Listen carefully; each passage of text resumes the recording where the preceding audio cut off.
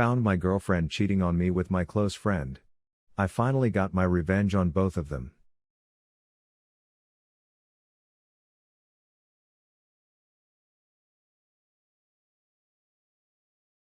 So I am a long-time Redditor and decided to tell you all a story that has only just come to its final conclusion.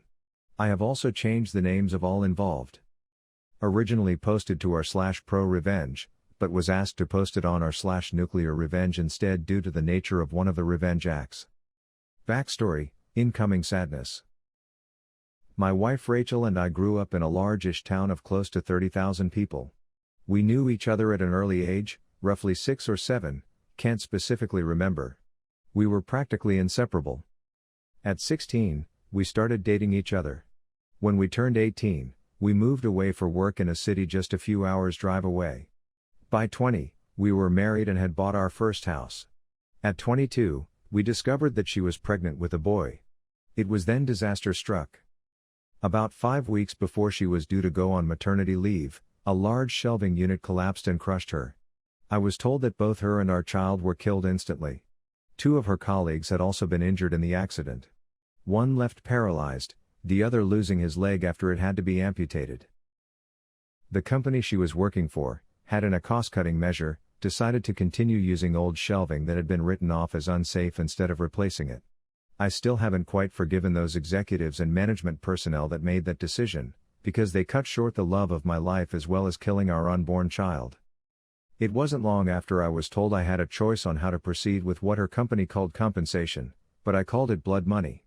They wanted to settle out of court to avoid a lawsuit. I, on the other hand, was out for their blood. Just to clarify here, this is not the revenge. This is still backstory. Fortunately, due to the coverage that it got, and involving several politicians, the case was settled quickly in court, roughly 3 years, in which the payout for all parties was close to 10 times the amount that they had initially offered. A lot of fines were given to them for breaches on work, health and safety. Executives were sacked, others were jailed, etc. A story for another time maybe. In this time, I was still working my job in telecommunications. My mother, bless her soul, had moved in while all this was happening to help me. I think I would have fallen apart if she hadn't been as involved as she was. It was around this time I was offered a promotion, but it involved a lot of travel around the state. I made a request to have an office in my hometown's branch, as I wanted to not only take care of businesses in the state, but in my hometown also, as there was no business representative located there, to which they agreed. After a few months, we settled into a routine of 1 to 2 weeks in the city office. 1 week in my hometown and 1 to 2 weeks visiting the rest of the state. After a year I decided to buy a house in my hometown, so I wasn't having to stay at my parents' place every week or so, that I was home, and that I could come and go as I pleased. This is important for later in the story. It is about 4 years later that our story begins. I had just returned from one of my trips on Friday and was checking in some stuff at my office when Harry, the branch's managing director, walked in. We had grown up together also, but had gone to different schools, but since coming back had developed a very close friendship. He asked how things were, and then asked me if I wanted to come to a house party that he was having that evening. Short notice and all, but I said yes. I felt like a few drinks with friends were in order. It was there that Harry introduced me to Catherine. She was a new hire at the branch where my hometown's office was located and was getting to know everyone, being new in town. We hit it off immediately.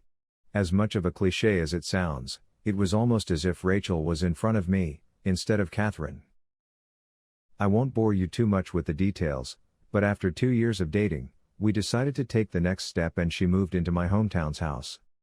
Everything up to this point had been going really well. Catherine and my parents got along, and Rachel's parents also approved and were happy that someone could make me just as happy as Rachel had done. All was going well for close to a year when things began to change. Skype sessions were cut short suddenly. Neighbors would tell me about how a car, described to me like it was Harry's, was always seen parked in the back alley near my house whenever I was away. Some clothes that weren't mine were in my wardrobe. All signs pointed to her cheating, but she said that nothing was happening. She said that Harry would come over occasionally to discuss business, etc., but never stayed the night. I chalked it up to me being paranoid and continued on as if nothing was wrong, but there was always this feeling that something wasn't right. It was close to 6 months after that I discovered that she had been lying to me. I had just finished closing a rather large contract with a new company and negotiations had wrapped up earlier than I had anticipated. So instead of sticking around for the next few days, I decided to pay for an early flight home and surprise everyone. Fast forward a few hours and I drive into my hometown and down the alley behind my house, so that I could get into the house without being seen and surprise Catherine. Some part of me was curious, however, as to whether this mystery car was there. Sure enough, there was a car that was blocking the back entrance gate. I was confused for a moment, wondering if it had just been a neglectful neighbor parking, only to realize that it was indeed Harry's car. If it hadn't been for the high hedge line that I had put in a few years back for privacy, I may have well driven past my own place. Pulling up behind his car, I got out and thought it was strange that he was there so late, as she claimed that he always had left by now. As I approached the back of the house, I saw something that made my stomach drop. In my kitchen, Catherine and Harry were going at it hammer and tong. I froze. Time stopped. There was my close friend, screwing on my kitchen bench with my girlfriend. I didn't know what to do. So many questions were running through my head. Was this real or was I dreaming? Why were they having sex in my house? Feeling defeated, I turned and left without them seeing me. I sat in my car for what felt like an eternity. I was crying. Hard. But the sadness quickly turned into anger. The same kind of anger I felt towards those that were responsible for Rachel's death. I wanted to hurt them. Badly. As a pacifist, I don't believe in violence. It was then I knew I was going to punish them and destroy their lives. And what better time to start than now? I moved my car back up the alley, far enough away from my driveway that I could still see Harry's car, and then walked back to the gate where I could see into the house, and called her phone. They were still going for it when it rang. They both looked at the caller ID and did a double take when my name came up.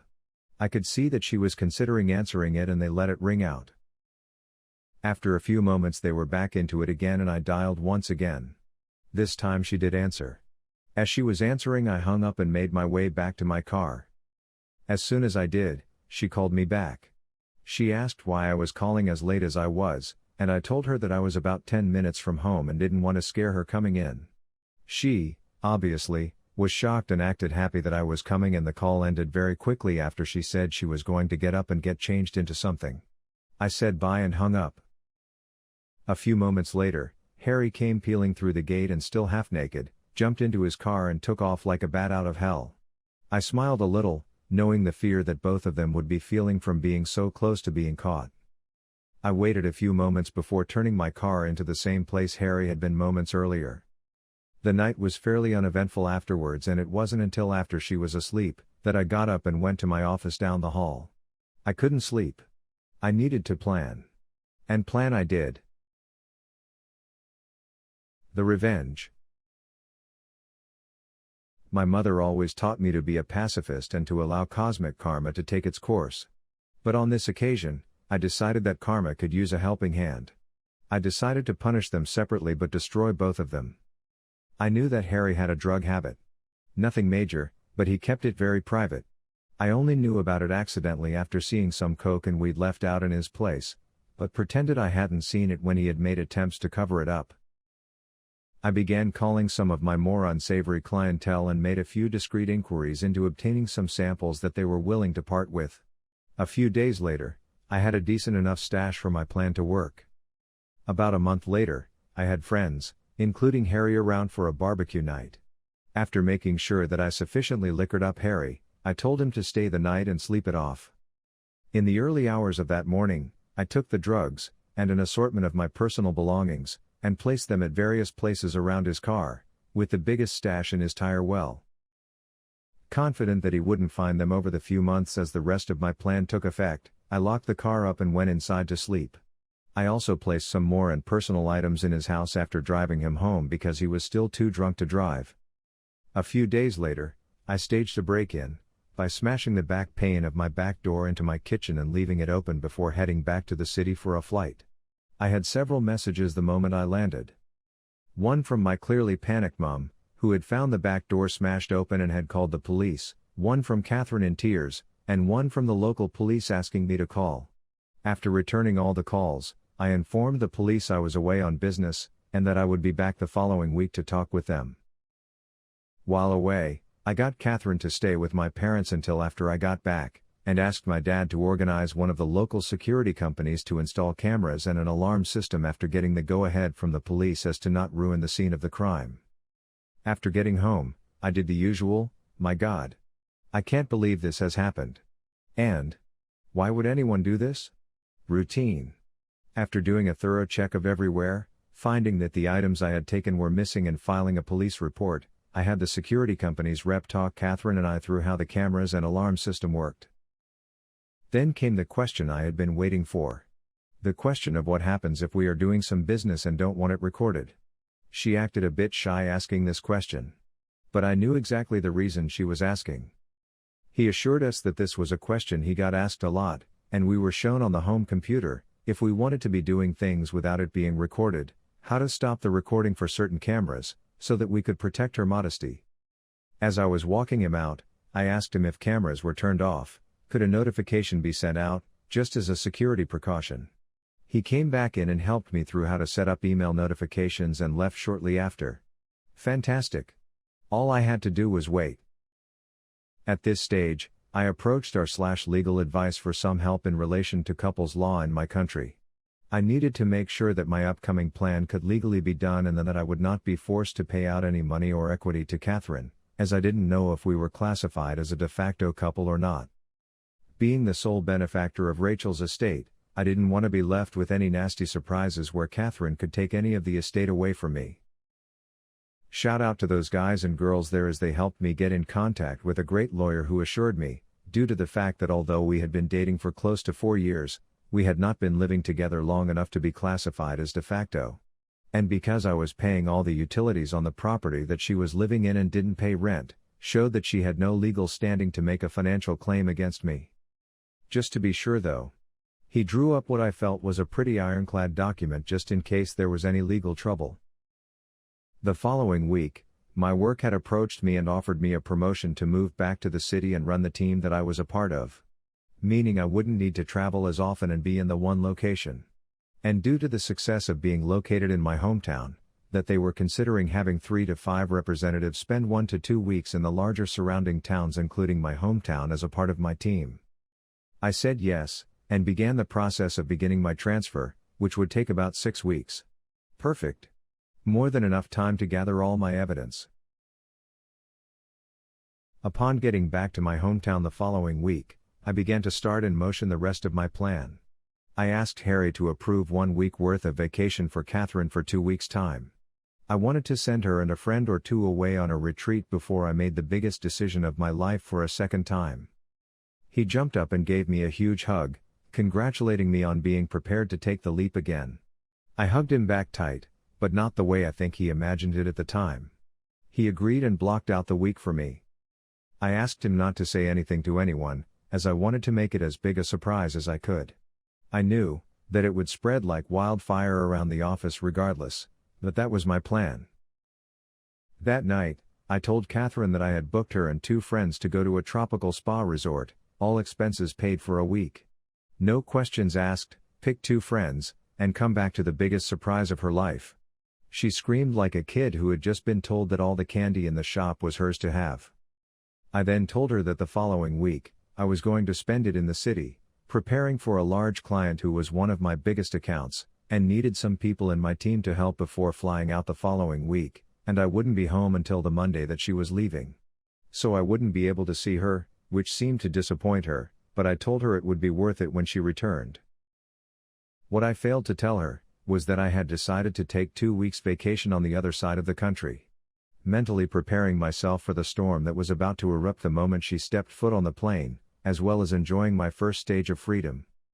On Sunday 2 weeks later, I flew back and began driving home. Once getting there I made a quick pass by my house and sure enough, Harry's car was there. Like the first night I had caught them, I parked a little ways back, and checked the cameras. Asleep, in my bed. No surprise honestly as I had recorded them constantly do this over the 2 weeks I had been away. I then made my first call to the police blocking my caller ID. I told them that I was one of my neighbors and saw someone hanging around in their car in the alley behind my house, and occasionally passing something through windows to passing cars while also looking into my yard, and I was concerned that they were dealing drugs and are going to break into someone's property. I gave them his license plate and description. They said they would have someone there in a few minutes, so I thanked them and hung up. I then called Catherine and told her I was about 10 minutes from home, and that I knew she was flying out tomorrow, but desperately wanted to surprise her. Looking back at the footage now, I laugh at the commotion that I am surprised I didn't hear. In a few short seconds, Harry was half dressed and flying out the back door to his car. At that point, I couldn't have asked for a more perfect scene. As Harry was peeling away, one of the police cars rounded the corner behind me, saw Harry driving away fast, and gave chase. After pulling in, greeting an excited Catherine, and doing all the couple things, she fell asleep again. I, on the other hand, couldn't sleep a wink. The next day, her and her friends were bundled into a car. After they drove away, I had to wait a few hours, but I began to execute my plan. I called my friend who was a removalist, and apologized for the late notice but needed my place packed and moved on Friday. After agreeing on a time, I told him that he would need to take certain boxes to a storage facility, which he said wasn't an issue. Then I began packing Catherine's belongings. Later that day, I got a call from the police for me to come and identify some property that they had apprehended from a suspect the previous night that fit the description of property I had reported stolen. I grinned to myself, happy that my plan for Harry had grown to fruition, and replied that I would be there shortly to collect it. Of course, when I got there, some of the items were still unaccounted for, due to the fact that they must have still been in his house and they hadn't searched there yet. By this stage, the town was buzzing with news. Events in my hometown don't stay secret for long. Harry was disgraced and promptly fired for his possession of drugs and stolen property, and our respective bosses on behalf of the company had extended a formal apology towards me during the week. That night I went to my parents' house and told both mine and Rachel's parents what had happened, omitting certain details, and that I was moving back to the city after being promoted, but Catherine wouldn't be a part of it. They were pretty upset initially that I hadn't let them know what was going on, but were happy that I was handling everything maturely and hadn't sunk to their level. Though they didn't agree with ghosting Catherine. But after some drinks, laughs and tears, I went home. On Friday afternoon, after a busy week of organizing cleaners for the following week, the real estate to put my house on the rental market, and various other tasks at my hometown's office, I packed some things into my car and drove to my parents' place and said goodbye before the drive. Before leaving, I went to Becky's house. Becky had been one of Rachel's closest friends growing up. She was the only other person who knew what was happening, minus the details about Harry. Without her help, I wouldn't have been able to organize everything as quickly as I had. I gave Becky a large manila folder with my gathered evidence of her cheating, as well as the letter and a few other legal documents from my attorney stating that she was ordered not to contact me, and the details of how to access her belongings located at the storage unit I had rented out. After a quick goodbye, I left and drove back to the city. On Sunday, I woke up to several missed calls, voice messages and text messages. Turns out, Catherine had come home early after being alerted to something being afoot in town. Only to find an empty house and a for rent sign out the front. Freaking out, she had gone to my parents, who closed the door on her the moment that they answered, forcing her to call everyone until she managed to somehow be contacted by Becky and told that she had a package for her. I was told that she didn't take too well to that, as I fully well knew at that point from the numerous angry texts and voice messages from her accusing me of setting up Harry, of being deceitful, etc. I was worried that she might show up at my front door, but nothing ever happened. 5 weeks later, after leaving and been promoted, I write this out for you, dear reader. Granted, it's long, and it took a few rewrites to shorten it down from my initial 14 pages, double what this story is now, but I feel that most of what I said was important enough for the story. TLDR. After my pregnant wife was killed in a workplace accident, I moved back to my hometown and connected with a woman who, after moving in with me, cheated on me with a close friend. I set him up to take the fall for drug possession, and after sending her away on a spa retreat, rented out my house and left town for a promotion while exposing her as a cheater. Edit. So I'm home now, And with the number of questions that are here, as well as other comments and messages I have received, I decided to take the time to answer questions and provide some clarity here, save responding to everyone. So one of the questions I keep getting asked is what happened to Harry. Why I was so hard coming down on him and why I would incriminate myself, especially on the internet.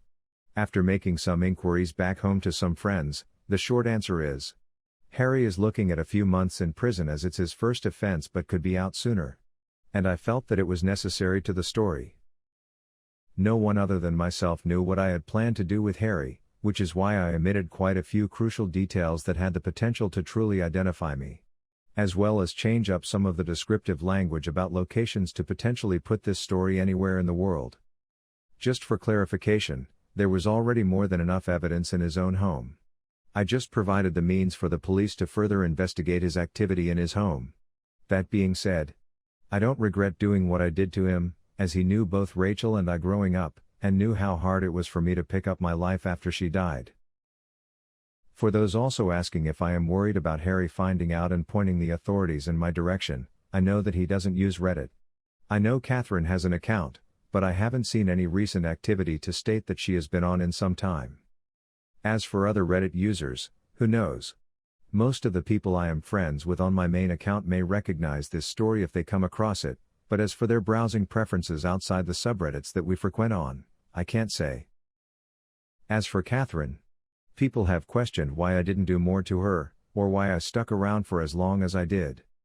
Honestly, I almost did kick her out after a few days, but I wanted to gather evidence and show proof of her cheating so that everyone she knew would know what she had done. She is a major socialite, her words, and I knew by exposing her it would kill her reputation. As for what happened to her, I have been told that she moved to another state just recently after being transferred. From the people I have spoken to today, she was put mainly on administrative duties before her transfer, as there was quite a bit of backlash after the rumor mill made its way around town. People have questioned the legality of what I did to her. Moving all her stuff out, sending her and some friends away, spending a good amount on the trip, etc. Morally, I can see that it's a pretty douche move to build up her expectations of what she thought was going to happen. This, combined with killing her status around town, was my ultimate goal. To have her experience what it was like to have everything fall around you. But, from a legal standpoint, I had every right. In the time she had been living with me, she had never updated any of her personal information, driver's license, voting registration, etc., to reflect that she had moved into my house. I found out this information during the course of my preparation with my lawyer after I spoke to our /legal. With no concrete proof on paper to show that she was residing there, and because we hadn't met the de facto status, I was able to do what I did with no threat of backlash. Finally, for those of you saying how my story is fake, that I am a karma hoe, a sociopath, in this day and age, who doesn't have some sociopathic tendencies, and pointing to my malicious compliance story also as proof. I will be honest and let you know, that I will not try to change your minds on this. Everyone is entitled to their opinions on stories shared all over Reddit and opinions on those who share them. The story on the other subreddit, however, was to build karma, as my original post on r/prorevenge required me to build up enough before they would allow me to post, as they thought that I might have been a bot. That story, which I only edited in the basics of the conversation because I can't remember all of it, did in fact take place and made national news coverage shortly after.